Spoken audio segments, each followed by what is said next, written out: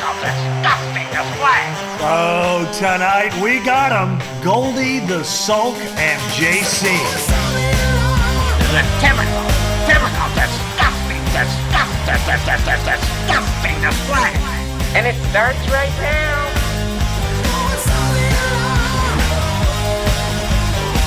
Oh, welcome back to another episode of A Typical Disgusting Display, a podcast for writers by writers who hate writing. Today, we're going to be talking to Scott Grimes at long last. Yes. We are excited to talk to Yay. him. He's a Boston legend. So we'll talk to him about that and Oppenheimer and the TED Show and everything. Really good guy. Goldie, we were texting this week and you intimated to me that you have you may have a special power. Yeah, I Ooh. discovered this. So obviously, I've got the two kids, and I go to a lot of kid events. I go to games and theater, Mhm. Yes. theater, and parties. I'm around a lot of children, and Yes. so I discovered this thing, and I don't like it about myself, but it exists. So I can tell if a kid is going to go bald. Wait, what? Like I just know. How is It's 100%. It's like I can see the future. I'm really not myself while I'm doing it. It's sort of out of body. well, it's something is speaking through me. Like I'm the vehicle, but I'm not I have to creating give the you- thought. First joke of the day. First joke of the But I'm day. able to know with 100% assurance if a kid is going to go bald in the future, whether it's 20 years or what. And so And how old are the kids when you're looking at them? At what age? 8, Oh, wow. 6, and then particularly if they're 13, it's so clear. And so then you kind of have this thought, like, do I have a duty to warn them? Yeah. Should I tell the parents? And Yeah. I think Right. it's almost a thing I need to bring before a medical ethics board, because they have these early detection now for Alzheimer's, and they wonder, does the person want to know You're right. so they can prepare for the future? Or, by knowing, do you sort of manifest it because you then think it's preordained? And of course, nothing is preordained. But I love this power. Yes. I don't I know. love It's it. like I'm thinking of What do you- trying once on saying, I don't know if you've given any thought to this, but maybe there's something like a 529 plan where you can put money away for either, a hair Minoxidil. transplant or escorts, or I don't know what the money would be Escorts. for. What are some of the markers? Do you know, or do you just know? Are you just do you Again, look I'm for not anything? thinking while this is happening. Oh, I it's it just comes like- to me in a flash. I see a flash of the future. I see the child as an adult, and I say they're bald. 100%.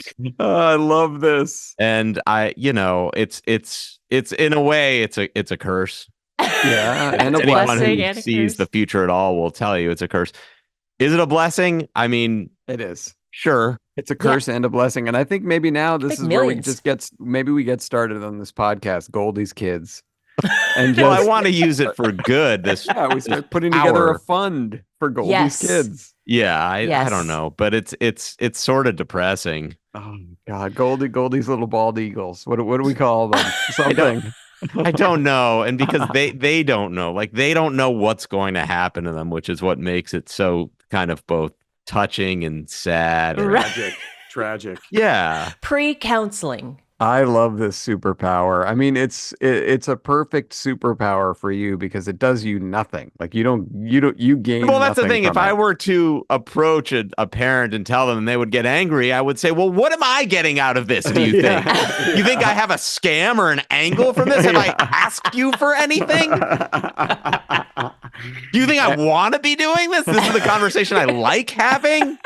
How I Oh, want to be interacting with people in the world?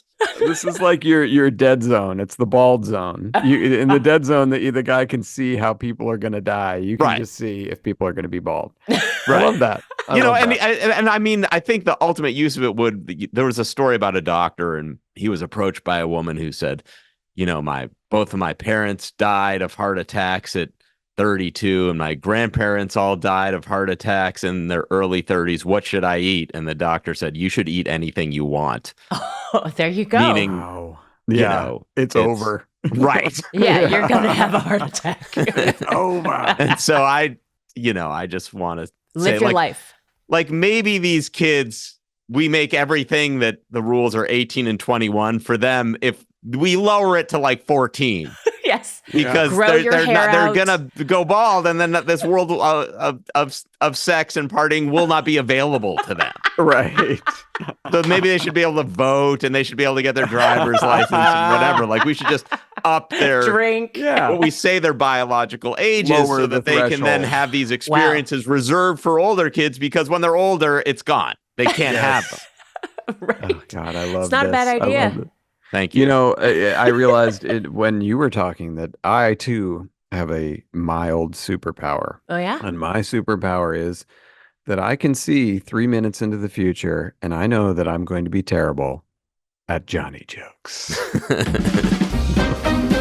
Whoa, from Hollywood, here's Johnny. Oh boy. Okay. I don't know what we got this week, but I've seen into the future. Here we go. A former Jacksonville Jaguars employee who stole over $22 million from the franchise will serve 7 years in prison. No word yet on when Urban Meyer will start his sentence.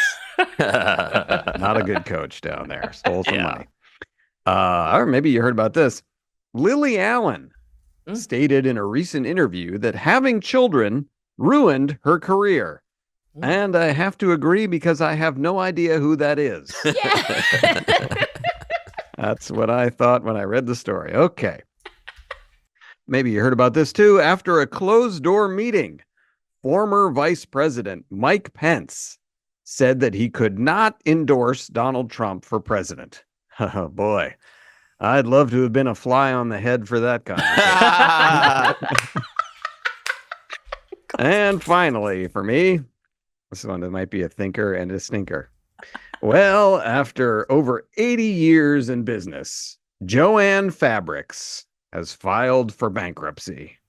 And while this is sad news for moms, it's great news for 11-year-old sons who just happened to be in the car. Listen, Bad. fly on the head is Yeah, I should have. that's what we're going to remember this. I should have closed with that. That was a clearly. great See, joke. I told you I saw into the future. All right, Johnny too. Scientists, Ooh, I saw you perk up there. Scientists have discovered a 4,000-year-old stone vial full of lipstick. Ooh. It was at the bottom of your mom's purse. Good. Well, sad news. Don't know if you heard about this. A whistleblower against the Boeing Corporation turned up dead. He gone!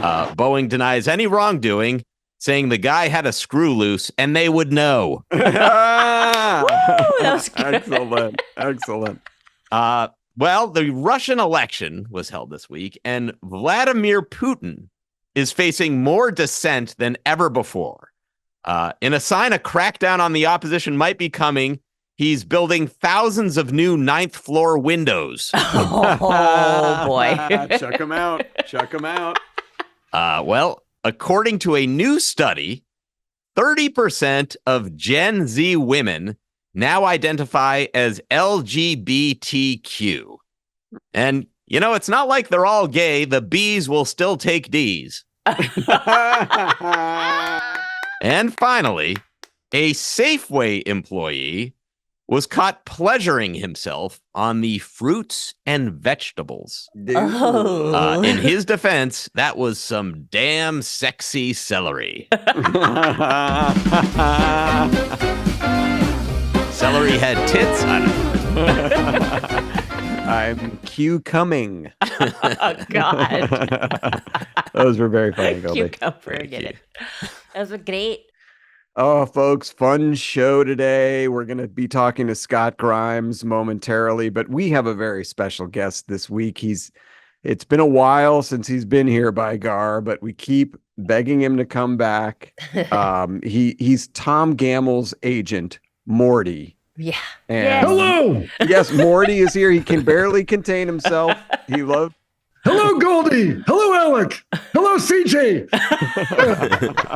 Morty. Perfect. Morty, it's a pleasure to have you back on the show. Well, it's been too long now. My question is, did I miss the Johnny jokes? Yes, you just missed it. Oh, shoot. Well, can I do a Johnny joke? I got a Johnny joke. Please. Yeah, it's here. It's under one of these paperweights. Hang on. Oh, here it is. It's a Karnak. Here goes. It's a Karnak. Hacky sack. Hacky sack. A briefcase full of Goldie scripts. No, when he came on an attack, he came an attack. Well, it's only because I'm still mad at Goldie for making that show with that title that always threw me. What was it called again? Well, it was United We Yes, United We Fall. Fall. Oh boy. Slide. I heard a slide whistle in there. Very good work. I'm back. Yeah. So, Morty, what are you here to talk about today? I'm here as you requested to give you my Oscar predictions. Oh, well, Morty, the Oscars already happened. Oh, geez. I missed it. Oh, well, I assume Billy Crystal was marvelous. He put the pepper in the pepper kush. Hey, hang on. I got a customer here. Hang on. Is that all for you today, sweetheart? These shoelaces? Okay, let me ring you up. That'll be 76 cents. Well, honey, you only got 3/4. You need a penny. Where's the extra penny? Well, come back when you get the penny. I'll hold the shoelaces for you. Bye-bye. Morty, what's going on there? Well, I'm helping my friend. Actually, he's my boss, Mr. Sayonara. He owns this nursing home in Downey, the Sayonara House, and I run the shoe repair pavilion. Alec, what size shoe do you wear? I'm a 10. Oh, Ladies. Well, you're in luck because I have a Beetle boots here. They were brought in by an elderly gentleman about a year ago, and apparently he got a ticket to ride to heaven. So you can have them just for the price it cost me to fix the heel. What do you say? Yeah, sure. I'm into it. Terrific. Okay, and CJ, I got some lovely slippers. They were a lovely older woman. She tripped in the bathroom and she drowned in the bathtub, but the slippers did not get wet. How does that sound for you? All it'll cost you is dinner at my place. How does that sound? We will not be serving stew if you get the double meaning. No, people talk about how bald Goldie is, but nobody talks about how small his feet are. His shoe size is American Girl doll. It's a boy's 9, but okay. Goldie has very small feet. Goldie, I roused you because you had that show a few years back. What was it called again? It had a name that always it was called me. United We Fall. Oh boy, here we go. Down he goes. All right, I'm back. Speaking of dolls and Barbie, so I don't want to give my Oscar predictions, but can I tell you about my client, Tom Gamble? I'm very excited about him. Sure, please. Well, as you know, he worked with Max Prost for 40 years. And then during the pandemic, there was a glitch in his career, and Max panicked and he became an EMT. It's ironic, really, because, when Max and Tom wrote at Seinfeld, Max was the king of the diarrhea jokes. Every day at 3 like clockwork, he'd say, "What if Kramer got diarrhea? What if Elaine got? How about George getting diarrhea?" No, you talk to Max about diarrhea, and it gets very serious. It's like, oh, you can't joke about that. Diarrhea is the #1 cause of dehydration in infants. Infants? What did Max care about infants? When his own kids were infants, he was at Santa Anita spending all that money he made at dad's. But Tom laid it on his feet. His first love is the theater. It was Max who dragged him out to La La Land. But he loves New York. He loves the theater, the dance, the energy, the hustle and bustle. And you can get Egg Foo Young at 3 a.m. Where can you do that here in LA? So, anyways, He wrote this play called A Morning with Ernie Bushmiller. Oh, Oh, And nice. it's going to premiere at Ohio State at the Billy Ireland Cartoon Library May 25th. And this is Morning. What's that? Morning Morning. with Billy Yes. Bushmiller. Morning. Ernie. Yes. Well, But you it's know, at night. well, you know Wait a what? second. Oh, he Wait got a you. second. I He's think I getting found Tom. something. You know, Goldie, you're right, because Ernie Bushmiller usually worked very at night. It was very Yeah. rare. It was very rare for him to be up at the morning hour, and what he was in his bathrobe. You didn't want to see him in his bathrobe because sometimes the belt came undone, and wow, Wow. And so what is the play call again? a morning with Ernie Whoa. Bushmiller. yeah, because plays traditionally happen in the evening. So Exactly. this is all turned around. But this is true, right? This is- right, yeah. Morty. This Yes. is a real event. If you are in Columbus, Ohio, on May 25th, Who go is to it? the Billy Ireland Cartoon Library and see the show. Oh, Yeah. Are you in it as well? Are you? Yes. Well, no, I'm not. Tom Yeah. Gamble is in it. Oh, Yeah. okay. It's a two-person show. And I know you're thinking like Ernie Bushmiller. Wait, you mean the cartoonist who was born in 1905 and died in 1982, and he was the creator of the comic strip Nancy with Nancy Sluggo and Fritzy Ritz? That comic strip was terrible. Well, that's what people thought back in the 70s and the 80s, but now they're looking back and they're saying it's pretty good. In fact, I would say that any one of your Oscar picks this year, any of the Oscar nominees, can't hold a candle to any daily comic strip from Nancy. And throw a Oscar nominated movie at me, and I'll show you. Okay. All right. What about Oppenheimer? Oppenheimer. Well, Nancy and Sluggo were the original Weisenheimers. And it didn't take 3 hours to tell the story. It took 3 panels. Panel number 1, Nancy's looking at her TV. There's snow on the TV. It's a very bad reception. Panel number 2, she's on the phone with Sluggo. Sluggo, I've got snow on my TV. Panel number 3, we're at Sluggo's house. There's a hole in his ceiling. Snow is literally snowing on his TV. And he says, so am I. So is mine. All right, next movie. Next movie. Yeah. Well, okay. Well, we can't talk about the Oscars without talking about Barbie. Barbie. Barbie was a doll. Well, 3 panels. The first panel, Nancy buys a doll of a little wind-up fat man with a bow tie. Panel number 2, he winds it up, and panel number 3, the doll makes a beeline to the refrigerator. Oh, that is pretty good. Yeah, you've heard of I'm Not Ken. How about I'm Not Hungry? That's more relatable. Oh, that's good. Topical. All right, let's hit another Oscar movie. What about Anatomy of a Fall? Anatomy of a Fall. Panel number 1. Sluggo is leaving a movie theater where he just saw a gangster picture. Panel number 2, he says, I'd like to see the underworld. And panel number 3, he's falling into a manhole cover. Well, that's a good one. All right, so now let's talk about Killers of the Flower Moon. How about Killers of the Flower Bed when Fritzy Rich found some beatniks doing the twist in her vegetable garden? Oh, hold on. Somebody's here. Oh, hey, it's Tom Gamble. Hello, Marty. Hello. Hi. Hello, Marty, do you have any work for me? I'm just wondering, any calls or anything?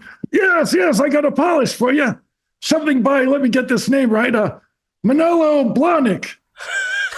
Oh, is it a script? Well, not exactly. Hey, I was speaking to the friends of yours on the radio. What are they called? Freebie and the Bean. What? Freebie and the Bean. Give me that phone. Hello, this Tom Gamble. Hi, Tom. Oh, Tom. Hey, it's JC, Goldie, and Alec from hello. Technical Disgusting Display. How are you? Good. I just came to visit Marty. I don't want to. I got an exciting job with. It sounds like it's an Italian picture, but anyways, did you by any chance hear about the play I'm doing at Ohio State? A Morning with Ernie Bushmiller. A morning? Yeah. I did. We were all quite shocked by that. But tell us again when that is. Where? It's at the Ohio State Billy Ireland Cartoon Museum on May 25th. They're having a whole 2 days celebrating Nancy, the comic strip created by Ernie Bushmiller, and there's going to be it's going to be a lot of fun. But it's ending with the play written by me, and it's going to be a lot of fun. And actually, I'm doing some practice shows here in Altadena, And I was thinking maybe we could get the dad's writers out here and I could put it on for you guys. See what you think. That would be great. That'd be I'll send amazing. out an email. I'll invite everybody. Okay, so good. is there anything else you've been working on lately, Tom? Well, I was on Curb Your Enthusiasm this season as a wow. consulting producer. Awesome. Yeah. I'm very proud. I told those guys about the coyote vest, and it's made in the picture because that coyote vest actually saved our little dog Lucy's life many times during the pandemic. We had a lot of coyotes, and I would actually watch Lucy outside wearing the vest, and a coyote would come up and see it and run away. So it's really good. Oh, wow. Well, so now I know you're under strict confidentiality about the season because it's the final season. Yes. Everybody wants to know how it ends. What can you tell us? I can't tell you anything. Here's some tips for you young writers out there. If you're working on a show and you're not running a show, don't go on a podcast and talk like you're running the show. Just shut up. Just do your work. You know, it's like, I'm serious. Like sometimes you read a post that says like, hey, I wrote 80% of the jokes in this script this week. Yeah, unless you're Goldie, you do not write 80% of the jokes in the script. And don't be doing the math. Just shut up and do the job of writing. That's great. That's my advice. voice. That's Hey, listen, I listened to the show last week and I heard about Levy getting in trouble for during the roll call saying the kid was dead. Yeah. And you were called in. So a similar thing happened to my son Henry when he was in second grade. He's in class and they're doing this worksheet and it's about Bobby and Susie going to their grandparents' farm. And Bobby and Susie, they pick apples. And Bobby and Susie help grandma slice the apples. And Bobby and Susie help put the apples in the crust and it's in the oven. And then it comes out as a pie. And grandma cuts the pie. And then before they sit down, Grandma announced that Bobby and Susie would be spending the whole summer with their grandparents on the farm. And the question was, what do Bobby and Susie do next? And the exact answer was eat the pie. And Henry, when hearing Bobby and Susie were spending the whole summer with their grandparents, wrote, Bobby and Susie commit suicide. So we were called in that day. Well, I'm encouraged by that because Henry spends a month out of the year dressed as a pumpkin, so I have high hopes for Levy going forward. So I had to go in and explain. No, you see, my parents and grandparents are very boring, and if you had to spend a whole summer with them, you would commit suicide. This is a perfectly natural response. And did Mrs. G whap you with her pocketbook all the way out to the car? But it's like, but unlike you, we said like, Henry, that was really funny. We don't, and I promise you will never spend a summer on the farm with your grandparents. Well, I love hearing that story. And well, listen, we loved hearing from Morty. Oh, Yeah. yes. Yeah. And we loved hearing Tom from you about your upcoming show. We can't wait to see it here in Yes, in Altadena. Altadena. And Well, say yeah. the title one last time. A morning Whoa. with Ernie Bushmiller. Plays happen at night. That's great. I know, exactly. Well, believe me, we get a lot of mileage out of it being in the morning. All right, Tom, All right, Morty, thank you. thank you so much for being here. Great today. seeing bet. you. Yeah. See you later. Bye-bye. Oh, friends, listeners, we are incredibly excited today. Here's a much promoted guest is here with us today. Finally, we are incredibly excited to have him. We are going to be talking with actor, singer, entrepreneurs, Mr. Scott Grimes. I didn't know you were talking about me. But first, Scott, we wanted to make you feel welcome, so we've prepared a little theme for you here today. JC, will you hit that, please? I know what it's gonna be. Star of the day, who will it be? Your vote may hold the key. It's up to you. Tell us who will be star of the day. Yes. Okay, Scott Grimes. Is that our- the American Dad theme? I haven't caught it. Now, Scott, that gives me anxiety like you wouldn't believe that song. I'm Just sure. Really? memories from like Because seven- you were backstage. So let's explain that, because this is how and Scott, you and I have talked about this many times, but my dad and I every week would watch this show, a local talent show in Boston called Community Auditions. It was on Channel 4, hosted by Dave Maynard, who was like a local TV personality. And honestly, my dad and I watched it. It's no secret to watch people be terrible. Like, it was funny every week because you'd get local talent. The studio audience was so sparse. It was, it just had all the trappings of a local talent show. And it was usually funny and bad. And then the clouds parted and out onto the stage steps a redheaded angel named Scott Grimes. And your singing absolutely captivated us. And you were a celebrity to us when I was 10, when you were, 11. Yeah. I love this. So it was just amazing I'm watching. older than you? I know that tripped that me a out. perfect Actually, no? Yeah, is that true? you're older than me, pal. I just looked it up on Wikipedia. Whoa! Don't let this gray beard fool you. But we're all essentially the same age. So let's talk a little bit about community auditions, because, by the way, community auditions does not exist on your Wikipedia page, which I found highly offensive. Oh, yeah. I do agree with that. I would want that. Remember, you got to remember, first of all, this is before Star Search, Oh, yes. right? Oh, So that's amazing! what I love about it, is it was this kind of local star. But also, Alec, I think you should go back and watch it, because Yeah. the red angel thing you just said, Yes. it's not what you remember. It was It the is. sign of the times of who couldn't sing like that at the time. Now everybody can, right? I don't know. I still disagree. I mean, Okay. you have a tenor voice that absolutely cuts through the haze, and when Still do. you sang Somewhere Over the Rainbow, you sang The Greatest Love of All. I mean, and these You're are a fan. these are And coming from Lowell, Mass, was this something that got you a lot of acclaim in the school system, would you say? Or Well, would you know what? say You that know what? you took I'll a tell lot you of what it shit got me. for it? I took the girls loved it. yeah. Okay. But I'll Yeah. tell you a 2-second story of what that show got me when it started to get popular. Because what you do is you win like the quarterfinals and then the semifinals, and then you down. And I said, God, I remember one day I was in class at whatever school I was in, and I got summoned to the principal's office in the middle of class. They wanted me to sing. All the teachers were, and I stood in the circle. They stood in the circle, and I sang for them, and it was lovely. And as I was walking back to the room, some kid who at this time looks like he was 45 to me, right? Right. But he was probably a year older than me. And he looked at me and he goes, "What did you just do?" I said, I was just singing, because he was in the principal's office because he was in trouble. Right. Oh. And I'm in there singing like the angel you described. And he walks up to me and goes, "You singing, huh?" Yeah. He grabs the back of my head and smashes it into the cement floor. Yeah. I had a lump out to here that I could see. So there's your answer. So That's Massachusetts for you. Yeah. 70s, 80s trouble and 70s, 80s bullies was just crime. Yeah, it was. totally. I was out of school for like 3 weeks. I had a massive concussion. And the only thing I Wow. remember is they made him apologize to me at recess.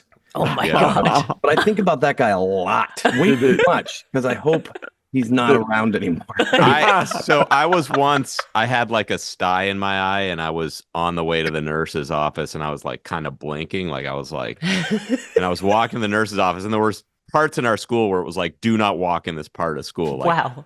Oh, and of course, I was like, it's between classes, it'll be fine.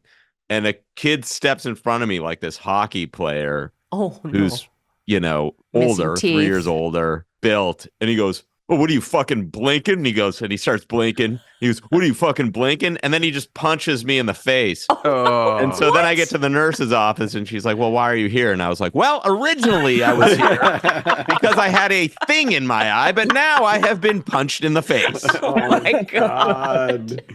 Oh. it wasn't. He's it in wasn't- jail Yeah. Is But he? also remember, for he's drug dealing. Oh, wow. Good. Yeah. I don't know where my guy is, but Oh. But Well, it wasn't- We But I should was go on a also- Massachusetts revenge tour. I was competing, Goldie. I was competing with the fact that I also am a redhead, and I was Yeah. a slight. and I was, so I had a lot not going for me. I mean, I was bald. No. even then. Wow. Well, now, but let's town check because Goldie said Lowell. I know you were born there, but are we actually talking about Drake it? Drake it, right? Yeah. Drake it small. Nobody knows Drake it, right? It's more closer to New Hampshire, right? Yeah, we know Drake it. Drake it. Drake Where it. The T is like something about the T that people say in Drake it gets lost in the wash. My name too would be Scott. Yeah. Scott from Drake it. Yeah. All the T's are lost somehow. Yeah. So Drake it was very small where you can get away with shit like that, right? But so let's get back to community audition. So you hear the theme today. It makes you nervous because it puts you back in a place where you're in the dressing room or you're getting ready to go out there and perform. Yep. Well, now what was it like? Because I know what it was like as an audience member at home. It's like we're watching TV, it's comfortable. You get a sense watching at home that the studio audience is tiny and sad. Yes. But I'm wondering what was the experience in that studio like for you when you're performing? I can still remember just how scared I was every time. Because it was at I don't know if you ever went there. It was at like in Boston at like the news studio. So I have been there. Oh my God. It was at that time, it was so scary. Like we were this small little show that was taping in some room, but everything else was like, this is going to happen. And there were things going and news people were running around. It was really intimidating. This is funny. I'll never forget my dad would carry, you remember Certs? Yes. For some reason, we thought Certs was the answer to all singers. And by the way, they were just little discs of pure sugar. Yeah. But my dad would just keep feeding me Cert. To calm me down or bake me, whatever. And then he'd tell me to go poop about every 2 minutes. And you'd go in. And it was really scary because it was live. Am I wrong? It was live, right? Yeah. Seems and like they'd put your parents in the audience. And the lighting was terrible, so everybody looked. Remember that they'd always show the studio audience. It was really scary. Do you remember the other acts? Was it like there had to be ventriloquism? There was not ventriloquism. There was lots of like singing little girls. Which, by the way, now I look back, I was kind of one of them, right? Really, what it was. Yeah, you were castrati. But the thing is, and I think Alec knows this, I kept winning and winning, and it was just look at this kid, and he can sing. I lost at the end. I came in second to a banjo player. Yeah. What? You got so ripped off. You got this. so ripped off. We were incensed. Oh, you when watched that that happened. too? Oh my God, this is amazing. He won. No, you should have absolutely won. And I think, time has proven that you should Was have it been the Ed winner of Helms? Was that the other thing? Right. That makes sense. And I won a big giant trophy and a television set. That's what I won. What? He won a bigger trophy and a bigger television. That's what it was. God, those TVs must have been so heavy. I can only imagine. Yes, it was. And we've talked about this because, and I don't know if you crossed paths at the time, but Sarah Silverman was also on that show. Yes. No She way. did a very brassy version of "Look Out, Mama, You Can't Rock Me Anymore." Oh my God. that's But awesome. did you ever? Were you aware of her at the time? I look in years since then. She has, when I've run into her, she's reminded me that we knew each other then. But at the time, I don't remember. I really don't. And Because you were the big star. You were the big star. Yeah, it was weird. I don't remember her being on that. The only other girl that came from there, if you remember Kids Incorporated, there was a girl named Renee Sandstrom. Okay. I And remember Kids she changed her Incorporated. name to Renee Sands, and she was in a group with Fergie. That's the only other person that I remember. Okay. That going somewhere. How did you not end up a Zoom kid? What's that? Great. I think seriously though, I think I auditioned for that. Like that was the next because it was out of Boston, right? It was like an Yeah, I've never heard of it. educational show with this group of 4 or 5 kids, right? That I feel like they sang and they danced as part of Yeah. it. I mean, I used to watch it Yeah, religiously. no, Yeah. I think I probably auditioned and didn't get it. Yeah. Yeah, Zoom was like our electric company, right? Okay. okay. Zoom was the Boston version of the electric company. Right. But you were, I mean, again, I've said it to you 1,000 times in person. You really had an impact on me and my dad. That is and, so and, sweet. and it was something that, as I said, my dad and I used to love laughing at things that were terrible. And then we could not laugh at you, and we had to look at each other and be like, "That kid is great." So you really made an impact on us. So let's I talk love about, that. because we talked about Lowell, Drake it. So you're born in Lowell, and then your family moved. Was it to New Mexico? No, My wrong. family, no. We took a trip on a train for one weekend to New York City. So that's what I meant. Yeah. But it's weird. Yeah, Wikipedia new. says you lived in New Mexico, by the way. It does. Yeah. Never It even says been you to New lived there Mexico. till you were 10. Yeah. Albuquerque, New Mexico. I Until know. you were Well, 10. that was strange to me too, because you have such a command over the Boston accent, as we saw in the TED series, which we'll talk about later. You have the command of the accent that really only comes from growing up there. Yeah. Which is weird because I left on a train with my parents one weekend to go on just for vacation. And we were walking through the streets of New York on a Saturday afternoon. Our train was going to be on Sunday to go back home. And there was a sign that used to be called the 46th Street Theater. It's now the Richard Rogers, I believe, where Hamilton was. And we passed by the theater, and they were having open auditions to go sing for Tommy Tune for this new show. And I walked in, sang for Tommy Tune. He walks out to my parents and says, "You're not going home for a year. We start previews tomorrow. We start rehearsals tomorrow for a new Broadway show called Nine." Wow. Which won Best Musical like 2 months later. And so were you just like, I will drop out of school now and Basically do did, this? because the laws back then, Goldie, they weren't any. None. Right. Yeah. It was like the choice right now: be successful the rest of your life at doing this, and be stupid. You just walked Do in. that.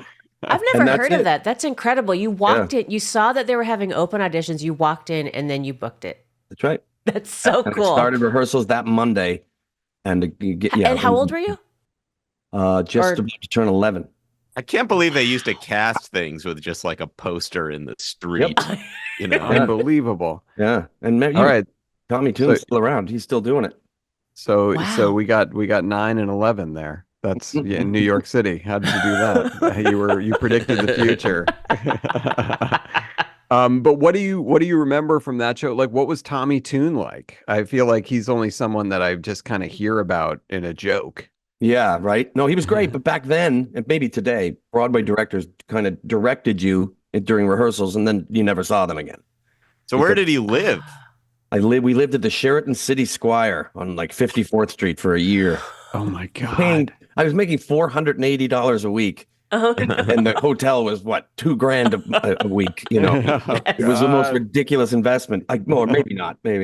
Right. So I lived at the Sheraton City Squire for a year with my mom. And When your my- parents, were they at all into show business or? My dad was like a folk singer.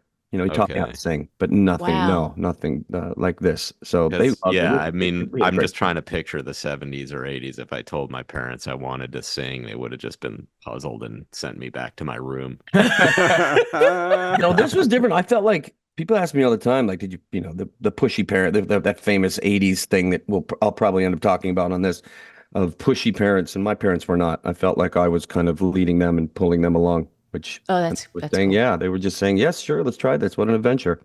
It's interesting. My dad very much encouraged me to go into acting. Like, he liked to encourage that. And I went to an acting class, which was in this woman's garage in Wayland. And her claim to fame was, and I can't remember this guy's last name, and it's going to kill me, but maybe you are aware of him. There was, because I will tell you why. He was also a redhead.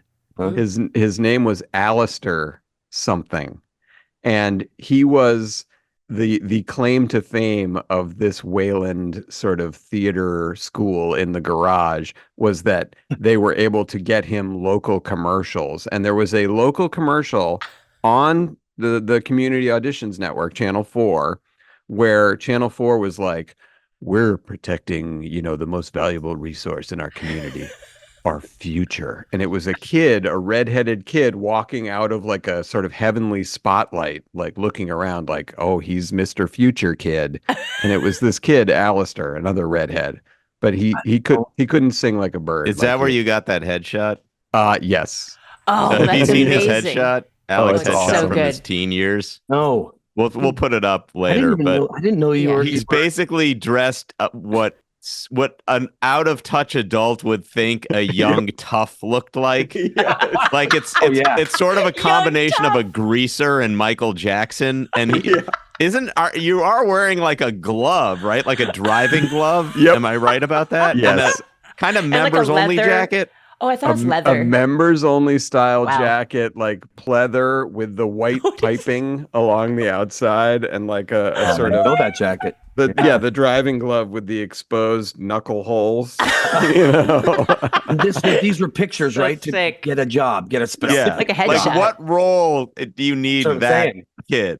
I will tell you that headshot got me 2 callbacks for a TJ Maxx ad Oh, back then. And so all we had to do, and of course this is why I didn't get it, when the auditions kept happening, they would bring you in and all you had to do was like dance in khakis. And so And you're that, like- whatever my quote unquote dancing did not quite put me over the top. They were the ads that became the TJ Maxx. Oh, wow. That were on forever. Wow, that would have paid you Yeah, well. but that was my one brush with fame. It was almost getting a TJ Maxx. I know a guy who was wearing the Hanes underwear in the like Sears circular that used to come with a globe on Sundays. He was a kid, and it's like you would be sitting next to a weight bench in your Hanes underwear. Those were uncomfortable photos. I remember. Yeah. I that- booked a lot of those. Did you do print yeah, as well? JC. Like You know JC what? was in I it. think I did print, but again, I wasn't. I'm not the. It wasn't like, let's get this guy. I need the redhead. The redhead. Yeah. JC did Alistair print. clearly Yeah. was getting all of those roles. Yeah, those were for Alistair. Yeah. No, Jason, we should talk to our resident print model ad, JC, Yeah. right here. We found when we were going through all of our old, memories and stuff, I found all the archived, like modeling, hilarious, like catalog photos. And because I was a plus size model, I'm doing air quotes, there are photos of me we had like a set of padding that you'd have to wear under your clothes to make yourself look fatter or bigger, I should say. that's what the plus size thing had in mind in terms of equality. Representation. Just someone thin in a fat suit. Right. Yeah. Well, now they Okay. don't do that. So sadly, that didn't work out for me. But yeah, we found all these, there's like Lord and Taylor, and I've got 4 layers of padding on each side. Can we play a game? But you might not remember. So, can we each guess what you would be paid for one of those sessions? For a modeling? Yeah, for Session? one session. Wait, where are we? What state are we in? New York City, Oh, okay. And give us Two- a year approximate. 2000. 2000. Oh, Okay. Yeah. Okay, so I would guess then in that case I'm going to say $980. I was Okay. going to say $500. I'm going Okay. to say $979. Oh, that's that's the opposite of the Price is Right strategy. Goldie, it's 1200. No, that was Oh, me. wow. I said Yeah, 980. Yeah, he said more. Oh, sorry. pretty 1200 Okay. is more than that's more than Yeah, I thought yeah, I was on the high side. Yeah. Yeah, no, it'd be- 1200 yeah, I is mean- good. I feel Yeah. bad that I just underdid that for you. No. I feel terrible that I said Well, no, $500. because that 20 was bucks. like the minimum, I guess, that the agency would Yeah, take you get for hazard bookings, pay you know? for the fat suit. Well, they have to. I They didn't charge take that like into consideration. My sister went to a high school in that area called Noble and Greeno and Dedham, and Nobles. one of her classmates was this very pretty. And my sister's older than I am by like 8 years, and one of her classmates was this very pretty girl named Peg Stimson, and she was in the weekly ads in the paper in like her bra and Oh, underwear, yeah. you know. Yeah. And I remember going to see my sister in her school musical at Nobles, and I was like the cute little brother. I was so much younger Yeah. than they were. And this woman, Peg Stimson, who was Woman. just gorgeous, was singing a song on stage, and she came out walking into the audience, and she came and sat in my lap and said my name during the thing. Hello, Alec, like that. And I just remember like, that's it. Girls got me. I'm done. Whatever girls want to do, that's fine. Like, you got me. Ruined you. But so let's talk about, so you get this musical, which again, that's also not in your Wikipedia, which would be a very interesting Yeah, I love part that of story. it.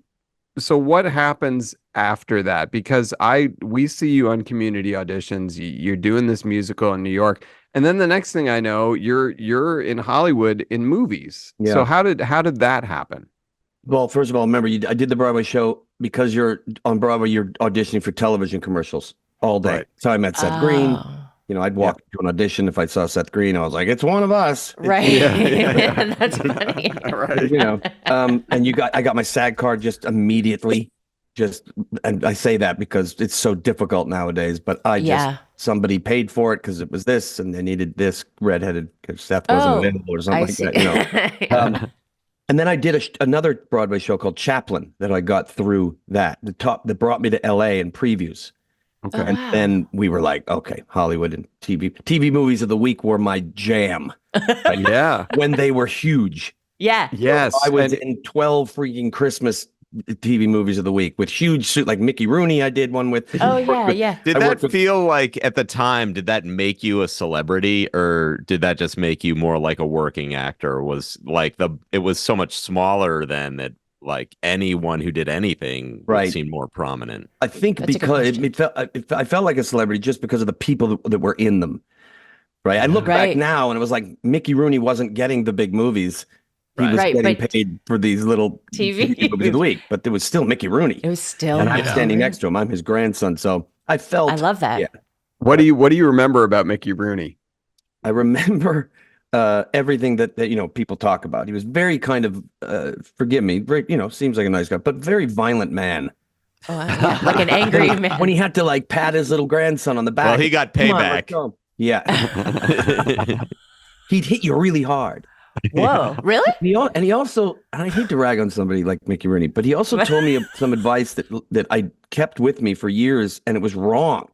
Yeah. He said, Stop. "Hey, son, when you're acting, don't look in someone's eyes. Look at their forehead." Yes, swear to God. Look at their forehead. And He's so- like 2 feet tall, though. That's why. Probably. But think about it. After that, when I'm doing these movies, and I'm talking to Elliot Gould, and Elliot's like, "Why the fuck do you keep looking at my?" I'm like, "Mickey Rooney told me to do that." Oh my God. Yeah, that seems like it would intentionally enrage the other actor in your scene. Yeah. Like, what's wrong? What is wrong? Yeah. Wasn't there a scene in The American Office where Jim is staring at Dwight's forehead and he's just like, "What are you doing? What are you doing?" That's so funny. Yeah. He was fun. And then years later, right? You guys know there's a camera move that they call the Mickey Rooney.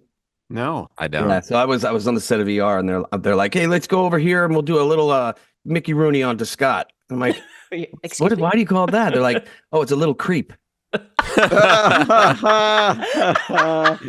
That is Yeah. awesome. Right. So, So Oh now, my God, yeah. that's funny.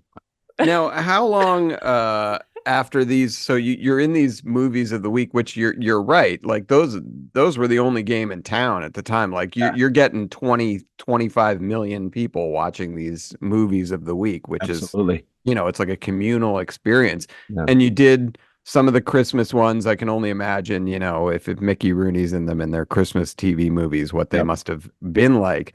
But then you make the jump into something that people still talk about to this day, which is Critters. Critters, yeah. Mhm. Like, You so love that Critters. was a big deal. And I remember because that was like 85, 86, and still I'm 12, 13 and watching you, and I remember talking to my dad again, like, oh There's my, the the singer. kid from Community Auditions, Scott Grimes, with the voice, he's in movies. And I just remember my dad being like, "Does he sing?" And I'm like, "I don't know. No, it's not that kind of movie." But what was that? How did you get Critters? Well, again, like I didn't get Critters. Sean, I didn't get Goonies, and I didn't get Critters. So I auditioned for both. Sean Astin got Critters, turned it down to do Goonies. Right? So the story Yes. isn't. So I was second choice for Critters. Well, you can look at to the it point like where if you that. saw Sean Astin at the time, right, and he still is. He's kind of like a, husky Stocky. guy, and he Yeah. looked like he was, he looked ahead of it. He was cool, good-looking kid. So if you watch Critters, I'm wearing this weird pink. Everybody wears the same because it's one day. Yeah. Yeah. Critters, the movie's like one day and one night. Right. So I you wear have the the same outfit. pink shirt with the most ridiculous shoulder pads. No way. After you Try watch to it. make me look like Sean Astin. That's weird. God. But I was, look, I didn't know that at the time. I was told that later by Stephen Herrick, who was Do you have something from around that time that you look back on that you were very close to getting that you really are bummed you didn't get? Good question. It would be more as an adult actor, like the Green Mile I almost got, and yeah. But back then as a kid, I didn't care enough, I guess. Oh, Stand By Me. Oh wow. Yeah. Wow. Stand By Me was that. What role did you go And for? I went, funny enough, to tell a quick story, I went to Please. Vibrato with McFarlane to go see him sing, and Rob Reiner walks over to the table. This is like 3 months ago, guys. Oh, wow. I had enough drinks. I thought he would give a crap. I must have yelled it too loud, or I was too. All I said to him, he's sitting there talking to Seth, and I'm over here, and I'm like, "Hey, I auditioned for Stand By Me." Like an idiot. And he did this. He went, and kept talking to Seth. Didn't give me the time of day, and I realize now, I'm like, what a stupid thing I said. Oh. What a stupid thing. Everybody auditioned for Stand By Me. What's the- No, he could have been nicer in that moment. That's not Yeah. on you. You were Yeah. It's giving also him the an thing, if entree. he knew you knew Seth, he would have been nicer. So it's kind of lame that he wasn't nicer only because he didn't know you knew Seth. Maybe. But he also doesn't, Rob Reiner doesn't scream, "I'm a nice guy," right? He Right. feel like he's the nicest man. True. But Stand By Me would have been the one. Because, I once Yeah. saw him. I drove by, I forget the name of the steakhouse on Sunset Boulevard, but he was just out eating a giant steak by himself, like on the patio on Sunset Boulevard, awesome. which was like, that lines up. That's the celebrity you would think would be eating a giant steak alone. There That's were a so lot of those. There were a lot of those movies, Then Do you- bring it up. Do you remember some of the other people who were swirling around Stand By Me at the time? I mean, other than the people who Like ended up getting it. auditioning. Yeah. You mean, well, everybody, it was a much smaller group of actors back then. And what Yeah. was really cool, you can look back at teen magazines, right? Yeah. Teen magazines would have Michael J. Fox on the cover, and then a guy that was in one episode of My Two Dads. They didn't Right. care. They Yeah. really didn't. It was really kind of cool. Just So were you living by yourself or with parents? No, or like, always with my mom. My dad would kind of like when we moved to Queens, then I came out to LA, and he'd have to sell the house in Queens. So he was about 6 months behind us, I see. which Yeah. was awesome. I mean, meaning awesome that he would do that for us because my parents are awesome. And so we all stayed together. My sister absolutely hated it because she wanted to be a regular person and live Right. in Drake, Massachusetts, and be the pretty cheerleader and the thing. And she's Right. incredible, but she didn't love it. So she She's like, why do we have to follow our brother? I don't want to follow my It brother was around. kind of like that. And she did a bunch of TV commercials, but she didn't, you got to love it. I guess you got to really love it to continue it. Yeah. But- How long to go back to community auditions? How long did you hang on to the white Don Johnson blazer that you were wearing? White Don Johnson blazer was when I came back as a special guest. Yeah. Oh, wow. When I you're love invited back deep to cut. just sing and you're not in competition, you're just the special guest. That's when The white blazer. it was But- it had a little bit of yellow in it though, but if you look back, it was worse than you think. my friend, his dad ran a dry cleaner in Boston, and they were going out of business. Like it was really hard. And then Miami Vice came on, and everyone started wearing linen. And then they ended up opening like 6 more and wound up very rich. But it was That is all so because of Miami cool. Vice. Yeah. That is so great. That's Yeah, amazing. that was the look, man. Amazing. All right. So but just so you know, when we have the time, I do have Alex headshot. You do? I do. oh. So should I show it, Well, or should well, we can do it later? We can share that as an asset anytime. I think we. Oh, actually, show it for Scott. Yeah, so Yes. he can get in on How do the I? action It's just here. gonna pop up in my. It's going to Yeah. show right now. Oh, that's Yeah. worse than I remember. I don't see it. It just says. Yeah. There it is. Oh, Oh. Oh wow! Yeah, my nose didn't explode for a couple more years. So, But look I at the was- glove. I see it though. I see where it was going. Yeah. Here's the white piping. Yeah, Like the white because the turtleneck, you look so helpless and like you'd be punched in the face, but then you're wearing this like theater tough guy outfit, like you're in Guys and Dolls or something. Like it's crazy. It's so schizophrenic. Like, I was in the rare remake Dolls and Dolls.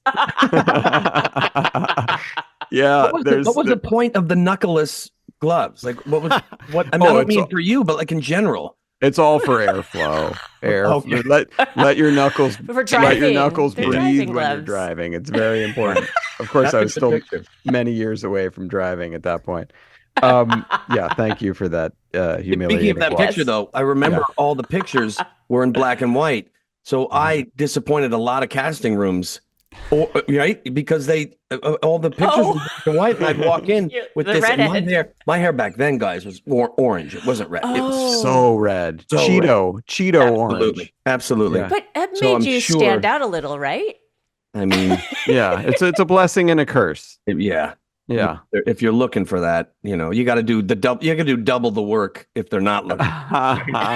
All right, so you're out in LA, you're starting to get movies, you're in TV movies, and what was that whole process like? Because you're in Critters, and then you sort of do a series of movies, including the Critters sequel, I did. which is awesome to be in a movie that warrants a sequel. So when you come back for the Critters sequel, was that like a love fest? Was everyone so excited to be doing it again, or was it a slog? It was. I look back now and I felt like a badass, right? Yeah. Because you can't That's awesome. recast.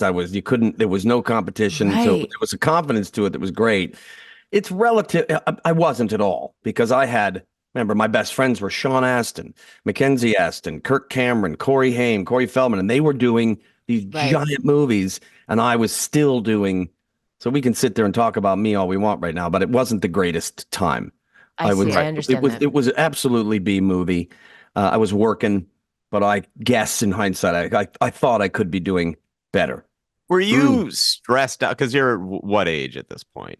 Oh, 14, 15. So are you 16. stressed like an adult about your career, or I'm a- are you just sort of thinking like, I've already done more than most people ever do in their lives. I could just be a regular person.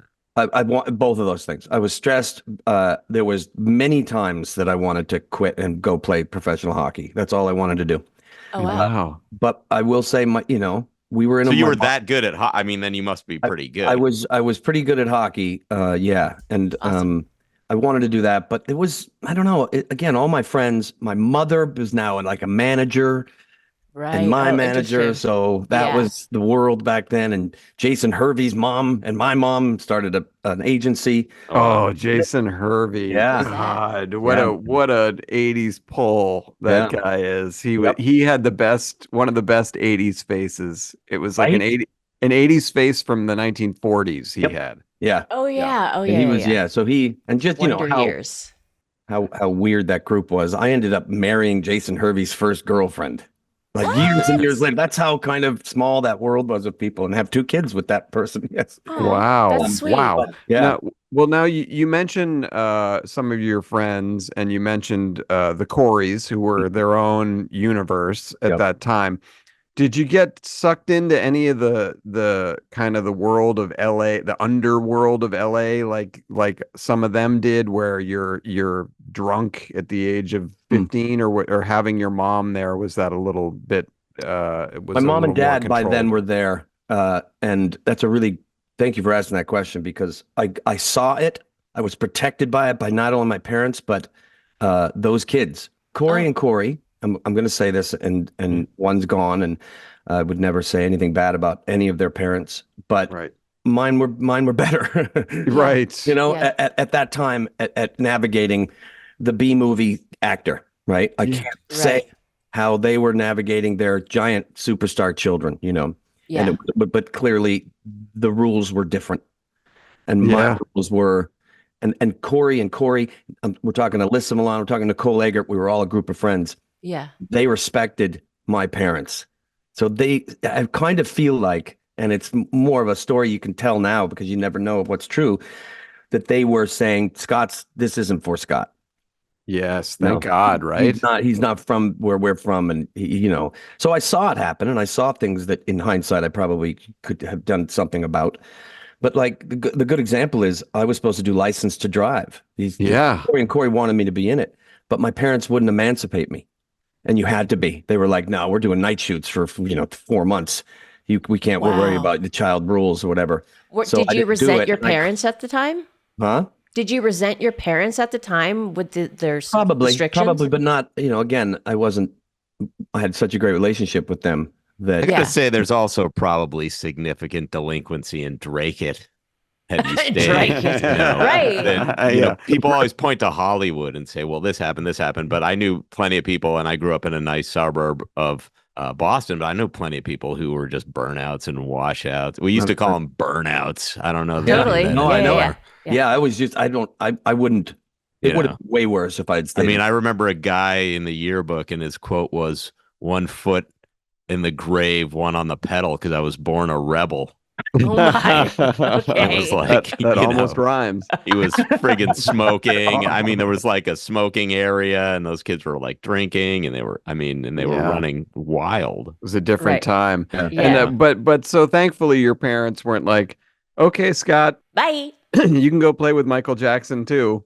Right. Yeah, no, that's absolutely true. And I just felt, I don't know, I felt this thing from like Corey Haim specifically just kind of, I think, protected me from all the things that were kind of true with him that it's a whole other topic that I don't, sweet.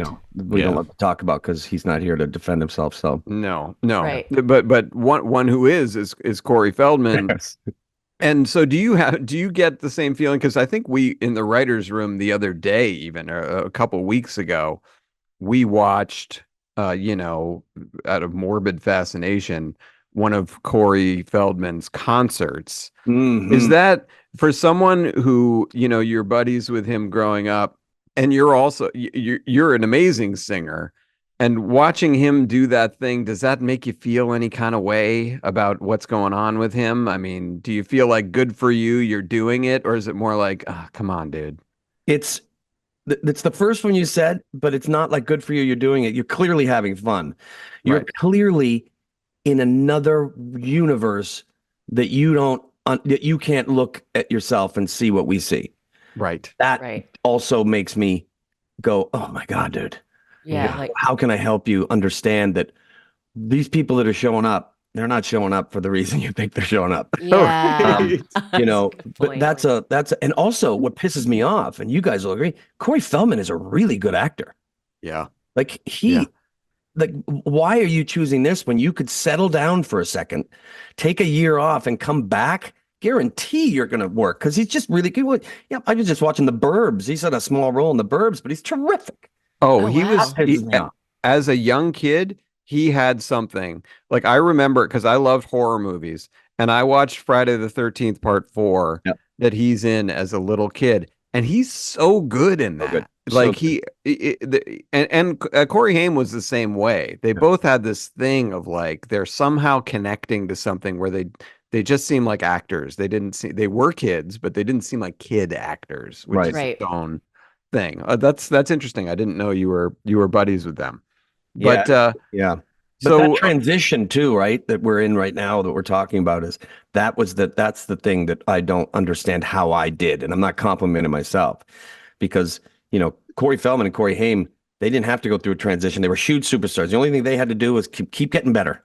Yeah. But me, I was kind of that actor that's like, okay, there's pimples on your face now, Scott. And that's all you had going was whatever that I didn't have, the moneymaker. Right. But and it wasn't making a ton of money. Right. Yeah.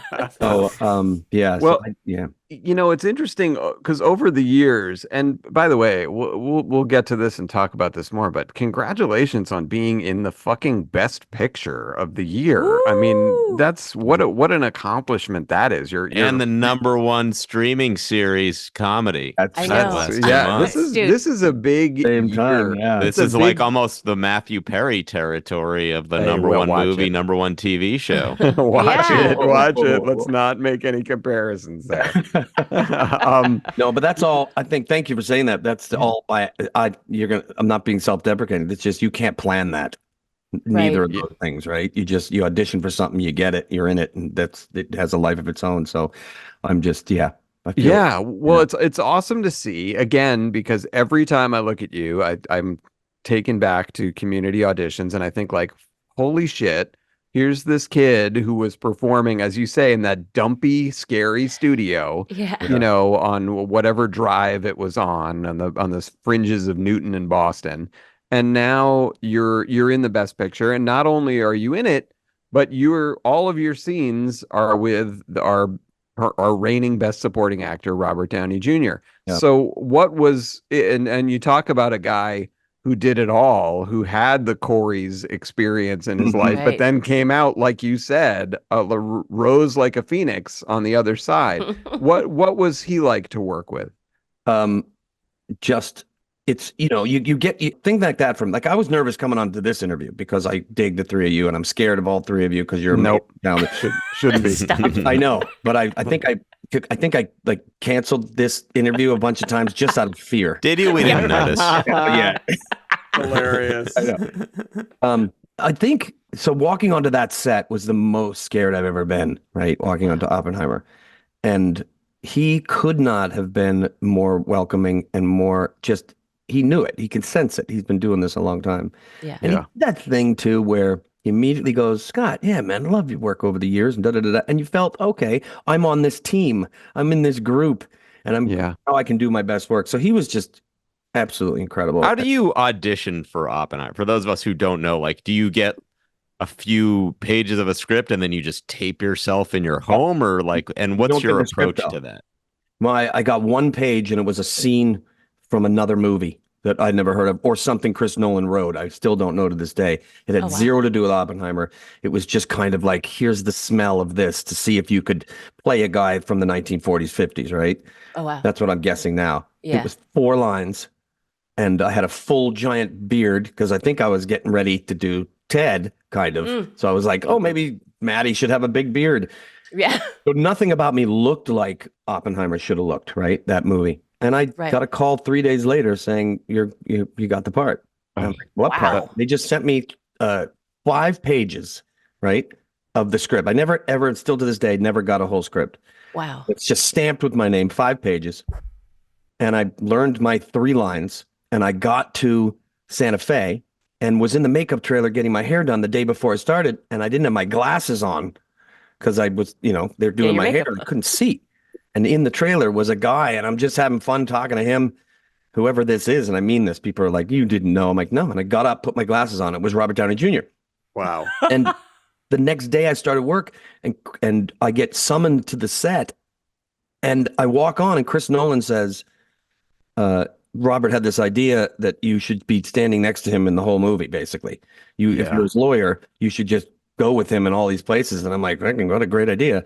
That was it. So 5 pages turned into like 20 pages, and learning new dialogue and adding things all day. So it was amazing process. And that whole process. Do you think it had to do with that casual conversation in your trailer that you didn't know you were talking to? I like, that's a great thing to think, but I think Chris Nolan, I don't think he would, it's a lot bigger than that. I think it was just the idea of what are you going to do with 2 people in all these scenes? It's a little better to have that third person cut away to, even if it's just that, right? I think more that. But yeah, I mean, it could have something to do with, if I'm going to be in this room, I want to be with this cool guy maybe that I just met or whatever. Yeah. Right. So, and now Christopher Nolan has risen rightfully to almost like a mythical status as a director because he's so excellent at it. I mean, his he writes, he directs, his movies are incredibly creative and complicated. What was it like as an actor taking direction from somebody like that? What he does is he only gives you direction if you're not doing what he wants you to do. Right. So it's not like he sits you down and says, here's what I want, now go do it. It's more, you feel like you're a part of it more because maybe you came up with something that he's not arguing. Right. Yeah. So my cool. the only thing that he would say is, Scott, I'm not giving you a close up on this scene because I'm not going to cut to it. And I'd say something stupidly funny like, it's okay, or I'm not trying to be funny, just saying it's fine, man, trying to make him feel good about it. But he really didn't. My job on that movie was being there for Robert Downey Jr. to look at, not even act with. Just look at. I mean that. But just sometimes just be the eyeballs that this guy who's trying to win an award, or maybe not trying to win it. I never felt like he was trying to win an Academy Award. Right. Oh, that's cool. And was he like, dude, stop looking at my forehead? Who told you to do that? Why are you doing that? Or he was going to go, did you work with Mickey Rooney? Yeah. Because you're looking at my forehead, and that's a trademark. Yeah, I know. That's awesome. So It was so great. I mean, and listen, I think going into Oscars each year, you can kind of circle the people like, okay, this person's definitely going to win. And I felt that way the whole time about Robert Downey, not only because he was so excellent in this sort of prestigious blockbuster, great movie, but also because I feel like his story of, what he went through and how he came out on the other side, and all he's done for Hollywood with Iron Man and the Marvel movies, which gave Hollywood billions and billions of dollars. I mean, did you feel like, oh, buddy, you're a lock? Not at the time. And here's why. And this is a cool thing. And Robert would tell somebody this too. He put that role, that performance into Chris Nolan's hands. So they would do 5 takes, and one take, Robert would scream, right? And then the next take, he would do it very soft. And it was just about what Chris was going to go into the editing room and figure out. Right. So, nobody was aware at the time because it was up in the air of what this performance was going to be. Wow. Would do a take where I'm like, that was so over the top. Not that I said that out loud, Right. but I didn't watch the Performance Academy. I was like, he's really good. Yeah. But everybody was talking about Killian at the time, right? Everybody on the set's just like, let's do this little 1950s part of the movie, and we'll get back to what Killian's doing, which is incredible. Yeah. So, I didn't know, not at the time, but they took your red hair arrow out of the quiver by being in black and white too. So I love that. Yeah. I loved it also because I hadn't shaved my beard in 30 years. Wow. My beard became, because without my beard, and if you see the movie Oppenheimer, I look exactly like my mother, and I'm not bragging on my mother. Right. A boy doesn't want to look like his mother, right? And I was so insecure about shaving my beard because it didn't look good. So the black and white helped me a little, I think. Well, you fit right in to that crew, and again, the movie was fantastic. But let's go back a little bit, because another time that you have been able to work with absolute Hollywood legends was in Crimson Tide. Oh my God. And Crimson Tide was, I mean, it's a great movie. I feel like, we sort of, you have a series of great submarine movies over the years, your Das Boots and even U-571 was really good, and Run Silent, Run Deep, and it all through Hollywood. It's the submarines add an element of drama before you even start, because it's such a tense, literally pressure cooker situation. So do you remember anything about working with Gene Hackman and Denzel Washington in that movie? Because that movie, between the two of them, they were just such awesome actors at the top of their game. I remember absolutely everything, because I had done, my whole career has been, I worked on this because except for Oppenheimer, which I auditioned for. It's like I did this because I worked with somebody else. Like Band of Brothers was because I had done a pilot for somebody, and the casting director remembered. It was everything. Right. And Crimson was the same. I had done a television commercial with Tony Scott. Wow. And he, because these directors in between movies would go like, "What you want to? I'll do this cool commercial," and Tony Scott had directed it, and he offered me the Ricky Schroeder part in Crimson Tide. Do you remember? Wow, was in it? Sure, yeah. And Party of Five, a show I was doing at the time, wouldn't let me do it. Wow. So, I didn't do it, and it was fine. And then I get a phone call at my apartment in Studio City about 3 weeks later, and it was Tony Scott on the phone, and he's like, "Hey, Grimes, I have like a week's worth or 2 weeks worth of work for you. I don't know what you're going to play yet. Can you just come in?" And I'm like, "You know what? Party of Five didn't write me in this episode. Fuck them. I'm going and doing it." And the problem is I show up the next day and they shave my head. They shaved my head, and here's a funny story, and I'm sorry to say this. They also, starting that day, was Ryan Phillippe, Yeah. and they shave his head, and I'm sitting in my trailer. I shouldn't tell this, but I'll tell it. Please. I'm sitting in my trailer, and I hear somebody crying. And I go outside, and sitting on the stoop is Ryan Phillippe, who, by the way, looks gorgeous. Yeah. I look like a idiot with my head shaved. And he's crying. He's crying because he says his girlfriend's going to break up with him if she sees this haircut. Reese I'll Witherspoon. make him cry. And I remember just comforting him, just met him going, no, dude, you're patting him on the back. You're good looking, man. Oh, please.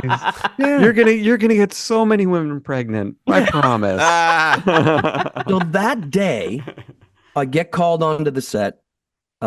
Tony Scott used to, obviously he's passed, but he directed with a big megaphone thingy, right? Awesome. And he would just, because we're on the submarine, it's on this gimbal. And the only scene that I'm in the entire movie was shot an hour after I got there, right? And Wow. it's the scene, and they're setting up the cameras, and Tony Scott yells out through the megaphone, "Grimes, you're not going to get laid for a fucking year with that haircut." Thanks. Yeah, exactly. We do the scene, and I'm going to answer your question about Hackman. Yeah. We do my close-up. I don't speak in it. If you remember the scene, he takes me kind of hostage. Right. He sticks a gun in my head and he says, "I can't kill you, but I'll kill Officer Hilaire here, Petty Officer Hilaire." And, we're doing, 10, 11, 12 takes of me and whatever. And they turn the cameras around, and I had a bruise on my forehead from Gene Hackman putting the gun. And Gene Hackman says to me, "Oh, I noticed you're getting a thing. The camera doesn't show the gun on his close-up." And he's like, "I'm not going to press it in." I'm like, "No, dude, this is your close-up. This is when you should press it." Yeah. Yeah. The coolest guy, he did not press the gun. He didn't touch my head Wow. for his close-up. I was like, that is freaking cool. That is I cool. stayed. I got paid for 2 more weeks. I was never in another scene. I just worked every day without working. Just Wow.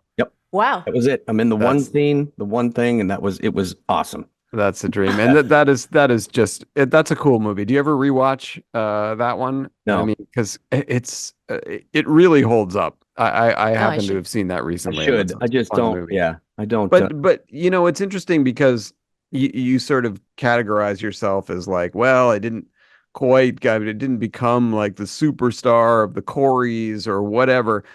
And yet we talked about Oppenheimer and then Crimson Tide. And also another one stepping sort of lily pad in between those two was you got to work with Russell Crowe for a long time on the Robin Hood movie, which I thought was excellent and totally underrated. Like, I'm a sucker for Robin Hood movies, and I think the one that oddly is the most popular, the Kevin Costner one, is the worst one. Yeah. Like it's like if you watch it now, it's almost like the 90s threw up on screen a little bit. But this Russell Crowe one that you're in is a lot more gritty.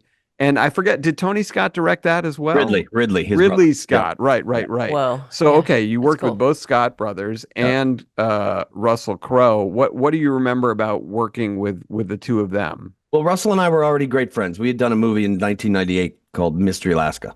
Oh yeah, sure. A hockey movie. Yeah. Nobody saw it, and so we stayed great friends. And again, the only reason I'm in Robin Hood, and I didn't love this because Ridley didn't get to pick the cast. Russell did. Oh. Russell wanted to work with his 3 best friends at the time, which were me, Alan Doyle, and Kevin Durand. He wanted us to be the Merry Men. So I felt that on set every day, and Ridley would probably agree because I took direction from Russell. Oh, weird. And basically he's like, Robin Hood's going to do this. You're going to be right behind me. So that was my job.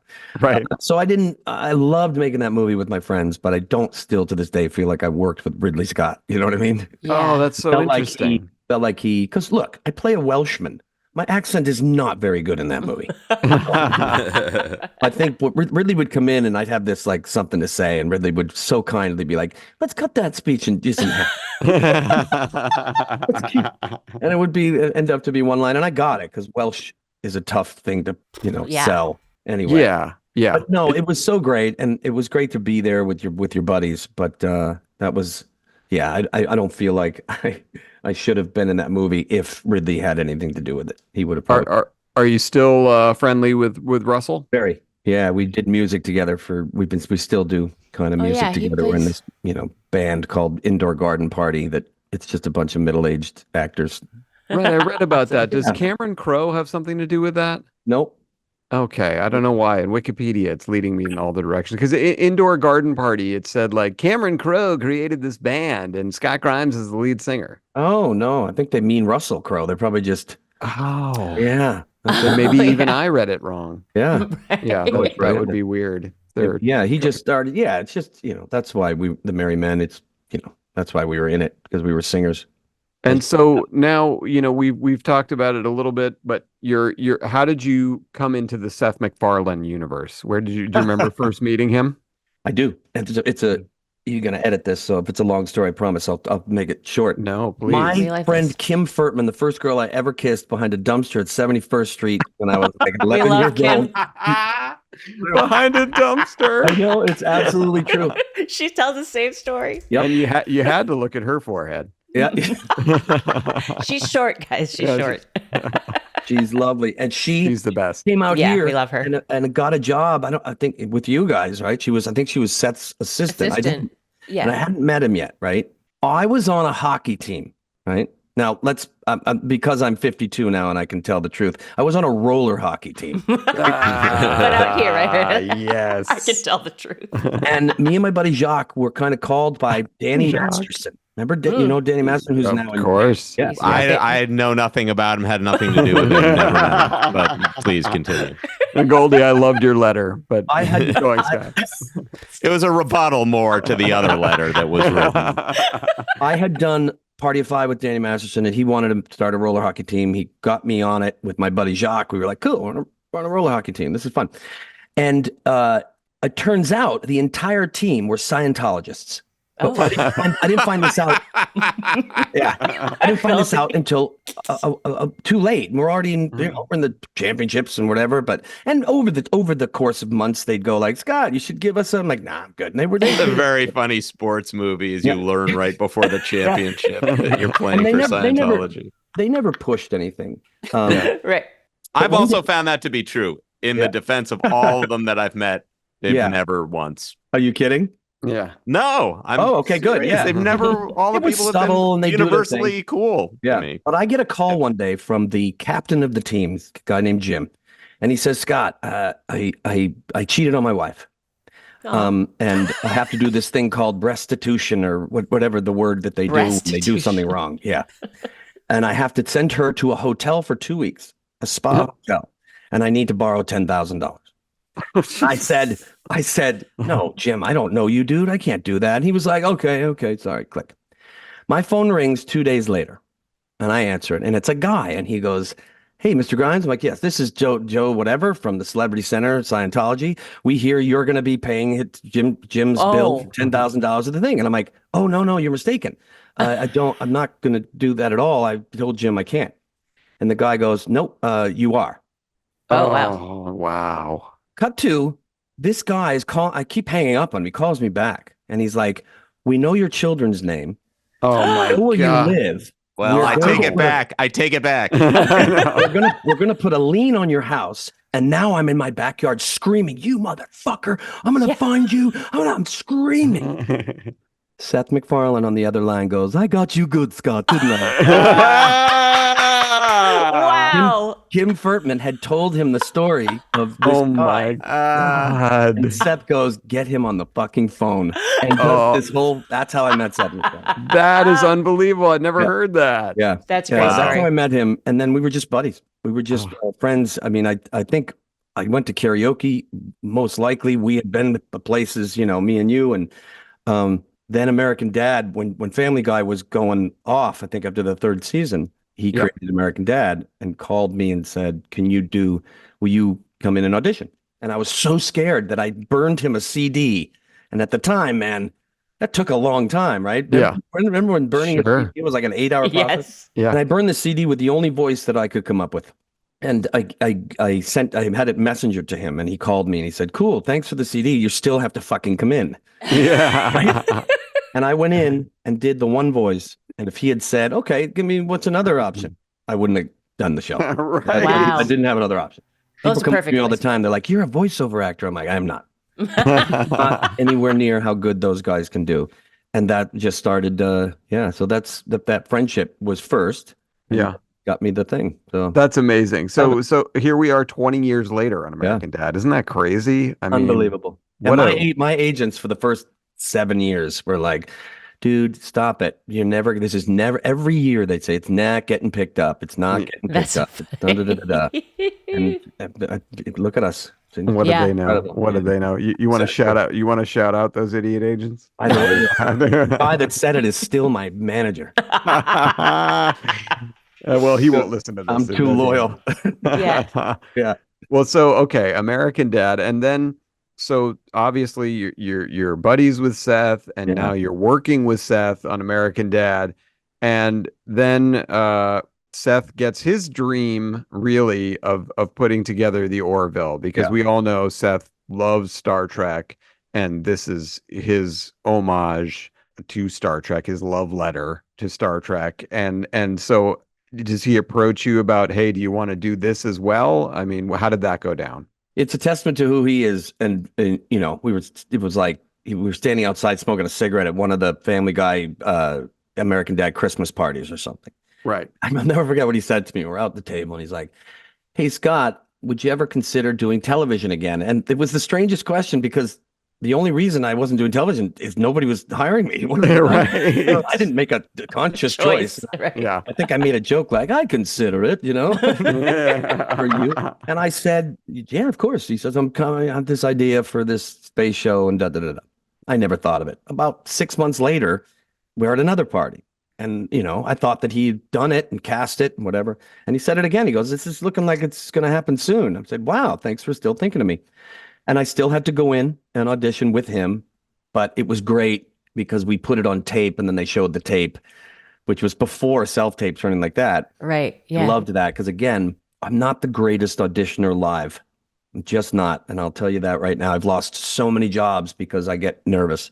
Right. Yeah. And that's why the self-tape for me has really changed it because I can, do it and feel good about it and send it in and be the actor I think I'm supposed to be. So I Right. think that's why I got Orville, because I went in, did a kind of chemistry read with Jay Lee, Yeah. made sure that we could kind of riff on it with each other. And that was it. I remember he called me right after the audition, said, where are you? I said, I'm at Laurel Tavern having a drink. And he popped over and said, we're doing it. So That's awesome. Wow. yeah, it really was. God. And that was fun. So many great stories. And we Love that skipped show. over a show that I absolutely loved and America loved, which was your long stint on ER. Oh, yeah. And I remember, again, as you were someone that I tracked, through the years. Like So every sweet. time I would see you, I like, there's Scott Grimes from Community Auditions, and you came into ER, and I feel like at first you were sort of like there to be almost like a little lighter, a little funnier. But then as the seasons progressed, you became like, no, there were storylines around you. There were romances. There were, you were up in the front of the credits at, towards the beginning. Like, what was it like being on ER? That was awesome. I was supposed to do 2 episodes. They were supposed to fire me because I killed somebody, and watching a doctor show and he kills someone. Usually that Right. person won't last. Right. And I do. I kill the person, or I kill that person by accident, obviously not on Sure. purpose. And I as I'm leaving, as I'm taking my wardrobe off, they're like, I just read episode 6 and you're in it. I'm like, what? They brought me back to kill me in a helicopter crash. Wow. They ended up killing the guy that made way more money than me, the regulars, because he was making $250 an episode and I was nothing. I was top of show. Who was it? Who died? Do you remember? Paul McCrane. Oh yeah, Killed Paul Paul McCrane. Yeah. Love him. You remember he had Wow. the one arm that he got cut off with the helicopter. So, Dr. Romano. yep, Romano. Yeah.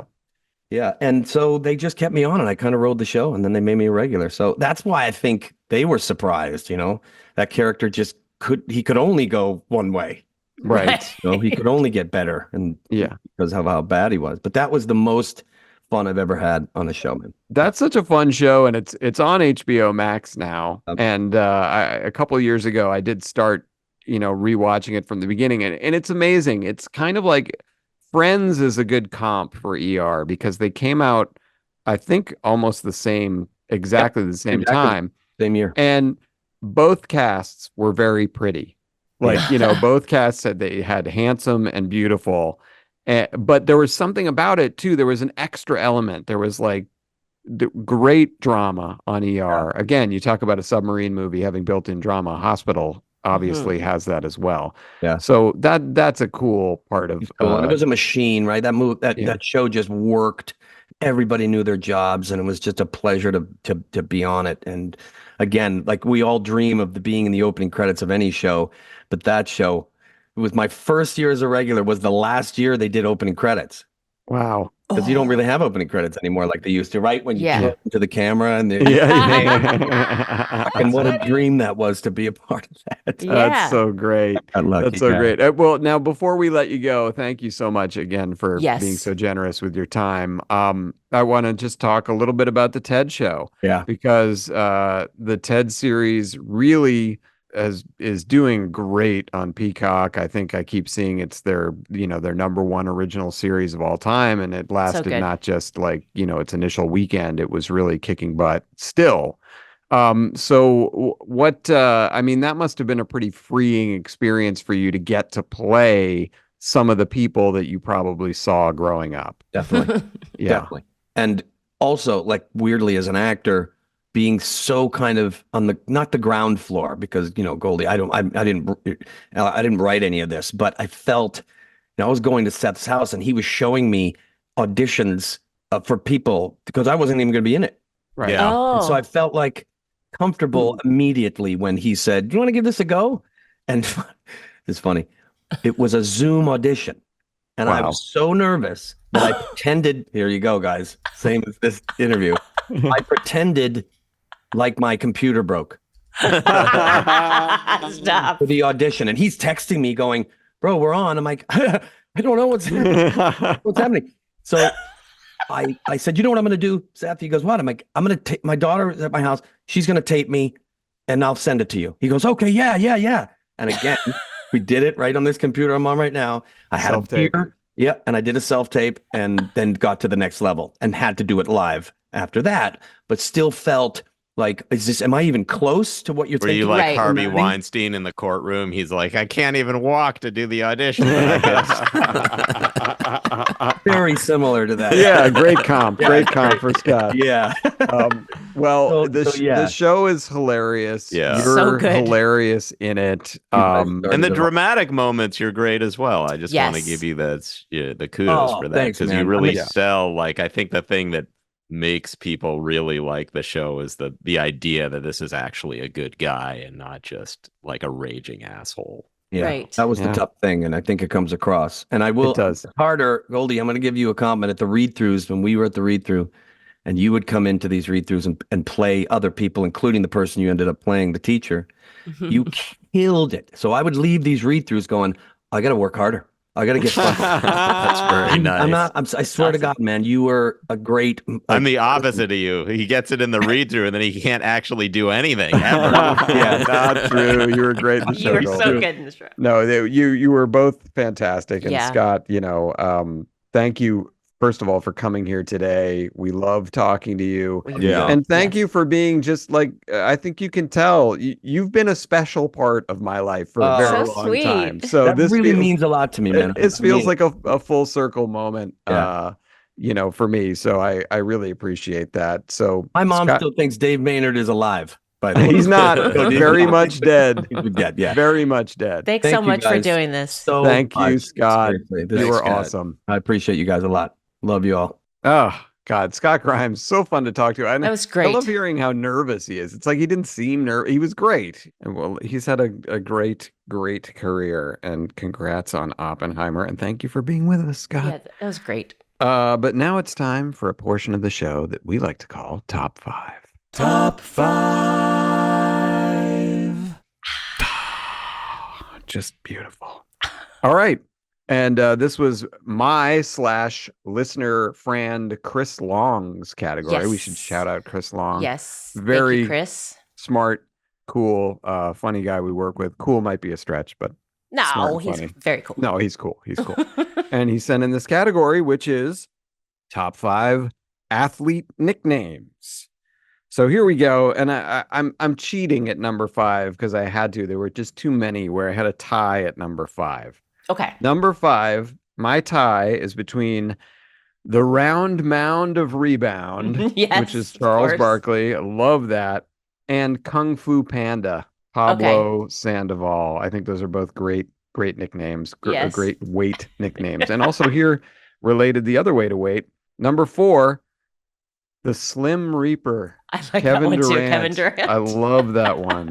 Such a good one. And 3, I mean, this had to be on here. Magic Yep. Johnson. Yeah, there's Yep. overlap. Yeah, Overlap. and by the way, he was someone who, when I was in my peak fandom, hated him, hated the Lakers. Obviously, I love Magic now, Yeah. so he's the greatest.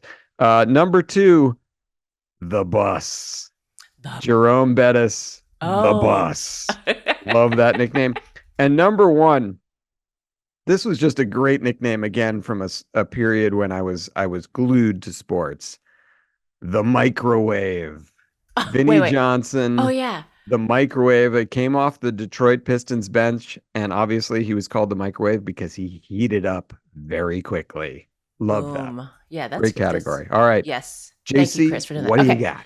Okay, my number 5 is David Lee's, not David Lee Roth. David Lee's nickname when he was on the Warriors was WCW, White Chris Webber. Because Oh. I love Chris didn't know that. Webber. So I thought it was funny. He's love proud that. of it. Number 4, Daryl Dawkins, Chocolate Thunder. Good which I one. think is so good. Number 3, Michael Air Jordan. Yeah. I mean, it's pretty easy, Yeah. but I mean, I had the first when his Air Jordans first came out. My parents got those for me. It was Ooh, good pretty parents. special. Good job. Yes. Number 2, Magic Johnson. Ooh, there you go. Number 1, Clyde the Glide. He was my favorite That's a for a good very one. long time. It's a good one. Good one. Clyde the What? Bald. Okay, I can say that. Number 5, shocked Alec didn't have this. Marvelous Marvin Hagler. I There. considered it. I kind of threw out all the nicknames that were just kind of parts of the name themselves, but whatever. And number 4, interrelated, kind of inseparable. Thomas the Hitman Hearns. Ooh, Love that. so Consider good. that Great too. name. Number Great 3, name. Magic Johnson. Yep. Mhm. Number 2, the Hick from French Lick. Nice. Larry Bird.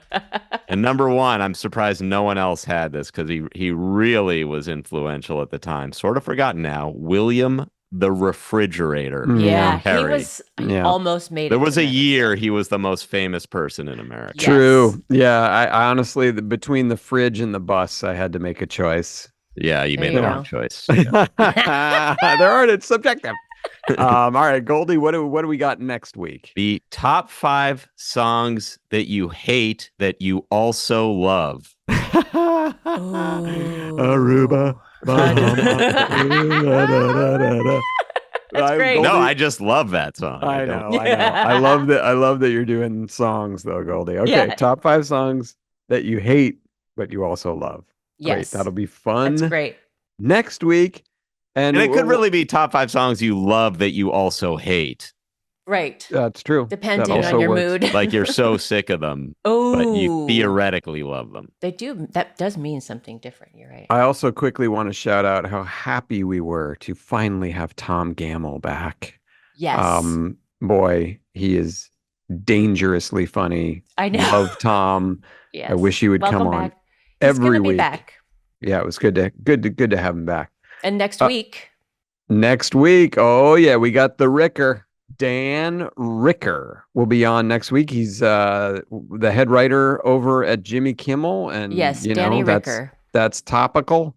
Coming off the Oscars, we'll get to hear all about that and him working with Jimmy. Goldie, I believe that's a you get. So thank you Yes. for doing that. Yes. You believe? Yeah, you didn't get them. Well, maybe JC did. I don't know. I was just told by JC this Doesn't morning. know. It's not in the music world. It's not her world. Of course, it was my get. fine. I All met right, him great. during the strike. We were walking around Disney all the time. He's cool. Nice. Yeah. Are we So what doing- do we think, gang? Are we doing high note this week or not? I don't have one. And let's Don't know. let's That's just enough go. for me. Yeah. What a Okay, all right. fun show. Scott Grimes, Tom Gamble, Goldie and JC packed with Alec. entertainment. I loved it. Thank you all for listening. Thank you two in particular for being awesome. Thank And you. we will talk to you again next week. I don't know. That was a pretty great last show. Typical, disgusting display. That was fun. And it stops right now.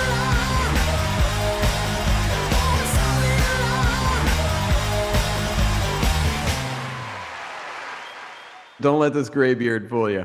Oh,